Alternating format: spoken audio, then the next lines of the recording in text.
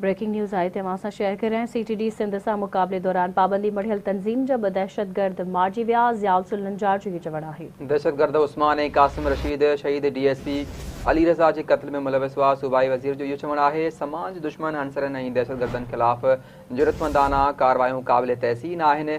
घर वज़ीर जो चवणु आहे त CTD सिंध सां मुक़ाबले दौरान पाबंदी मढ़ियल तंज़ीम जा ब दहशतगर्द मारिजी विया। दहशतगर्द उस्मान ऐं कासिम रशीद शहीद DSP अली रज़ा के कत्ल में मुलविस हुआ। सूबाई घर वज़ीर ज़ियाउल नंजार जो चवणु आहे त समाज दुश्मन अंसरनि ऐं दहशतगर्दनि ख़िलाफ़ जुरतमंदाना कार्रवायूं क़ाबिल तहसीन आहिनि। CTD सिंध सां मुक़ाबले दौरान पाबंदी मढ़ियल तंज़ीम जा ब दहशतगर्द मारिजी विया।